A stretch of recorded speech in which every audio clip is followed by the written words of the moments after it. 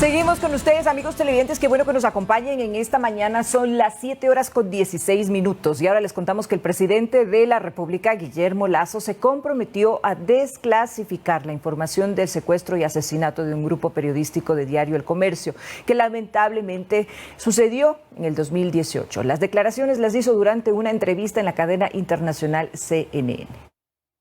Próximo Consejo de Seguridad del Estado que voy a convocar, y lo voy a acelerar la convocatoria para poder desclasificar esta información. Si hay y se comprueba negligencia en cómo se manejó el tema del secuestro de mis colegas, hay que aplicar la ley. Es lo que le iba a preguntar. Hay que aplicar la ley, no importa quién sea. Esa es una obligación moral y ética de un gobierno democrático con los familiares de las víctimas y también con las víctimas mismas, respetar su memoria. Y tendrán que pagar legalmente a aquellos que hayan cometido negligencia en ese proceso. No puedo anticipar un criterio, no creo ni lo uno ni lo otro, pero en caso de que se compruebe, obviamente que deberán ser sometidos a la justicia. Así es, como ustedes pudieron escuchar, estas declaraciones del presidente Guillermo Lasso se da 4 años después de lo ocurrido con nuestros compañeros, y de hecho esta fue una de las promesas de campaña del presidente Lasso: desclasificar y poder conocer la verdad de lo que ocurrió en el secuestro y el posterior asesinato de nuestros compañeros de Efraín Segarra, Paul Rivas y Javier Ortega. ¿Qué ha pasado? Pues en las familias esto ha despertado muchísima expectativa. Ayer estuvimos conversando con algunos de los familiares y nos mencionaban que pues finalmente no es la primera vez que se les ofrece a ellos la desclasificación. En 2 ocasiones anteriores, de hecho, ya se entregaron documentos. Sin embargo, estos estaban incompletos o estaban transcripciones hechas a beneficio de ciertos políticos y gobiernos de turno. Pero escuchemos lo que nos contó Yadira Guagallo, novia de Paul Rivas. La expectativa es que esa desclasificación no solamente se cumpla en el tiempo oportuno, sino que además tenga información relevante y que esa información sea completa, sean documentos reales, originales, que las actas del Consejo de Seguridad Pública se entreguen, que se entreguen los audios completos de esos consejos de seguridad y se entreguen las transcripciones completas de lo que ocurrió. Y ese alcanzar justicia, nosotros lo hemos dicho desde el primer momento, desde el año 2018 en que ocurrieron los hechos, tiene que ser en todas las escalas de responsabilidades y en todos los actores que tuvieron una participación, ya sea por acciones o por omisiones. ¿Qué tal si recordamos de qué fue este caso de Nos Faltan 3, que es un colectivo ya instaurado desde hace muchos años por la pérdida de estos 3 colegas de profesión nuestros? Recordemos que en marzo de 2018, precisamente el 26 de marzo de ese año, un equipo periodístico, 3 personas del Comercio salieron del cantón San Lorenzo hacia la parroquia Mataje, esto cerca de la frontera con Colombia, para hacer un reportaje periodístico. Sin embargo, allí fueron secuestrados por alias Guacho con su autodenominado Frente Oliver Sinisterra de las FARC, que era una célula disidente de las FARC. En ese momento ya habían dejado las armas, pero este grupo siguió delinquiendo, siguió con el narcotráfico, la extorsión, lo secuestraron y se cree que el 7 u 8 de abril fueron asesinados luego de pasar más de una semana en cautiverio. Finalmente, el 13 de abril, el presidente de ese entonces, Lenín Moreno, confirmó que habían fallecido y desde entonces se ofreció que iban a desclasificar todo lo que sucedió porque se conoce que el gobierno sí tuvo contacto con alias Guacho, negociaron la liberación hasta cierto punto, luego el caso quedó ahí. Lo que dice la familia es que el gobierno pudo haber hecho un poco más para evitar que termináramos con este fatal desenlace.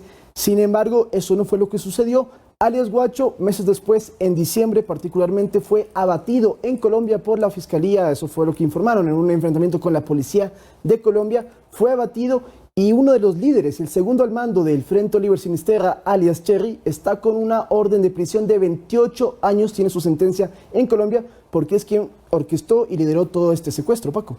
Efectivamente, Lautaro, amigos. Yo creo que es importante, como decía Caro hace un momento, es una de las promesas que hizo el presidente Lasso durante la campaña. Y recordar que esto también va a ayudar a que los familiares, los amigos y quienes han estado en el al tanto de lo que sucedió hace 4 años atrás, puedan tener una luz, una idea clara de lo que realmente pasó, de que, como mencionaba Lautaro, si existe y si existió realmente un acercamiento entre el gobierno de ese entonces con los secuestradores de los 3 colegas que lamentablemente fallecieron, que fueron asesinados, y que también esto dé un poco de esperanza para las personas de que al final puede tener una solución esto, y que, como dijo el mismo presidente, que los responsables, si hubo un responsable, alguien que no hizo bien su labor, que deba pagar sobre el tema, ¿no?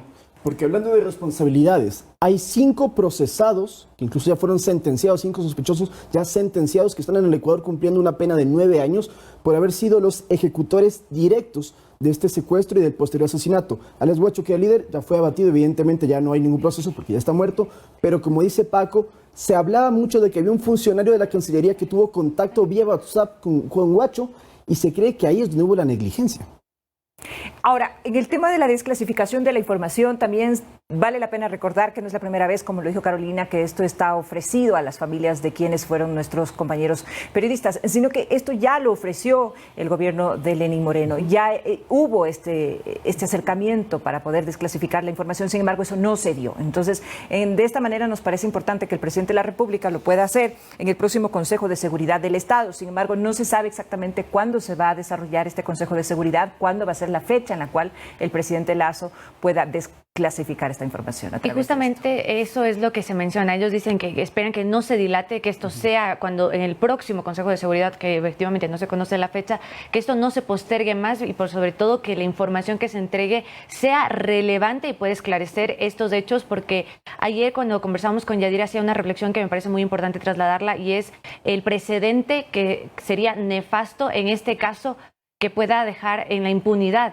este caso, porque sobre todo, como decimos, podría ser un precedente que marque el hecho de que otros periodistas, que todos estamos expuestos en nuestra labor a ciertos riesgos, que si quedara en la impunidad también aquellos que violentan o que cometen estos casos ven que no existen ningún tipo de sanciones. Por eso es necesario, y no solo se trata del gremio de los periodistas o de estas 3 familias involucradas, sino en general para la justicia del país y para lo que ocurre como totalmente la defensa de la soberanía nacional. Es importante en estos momentos, incluso en los que hablamos de estos altos índices y de inseguridad que han crecido en el país los últimos meses.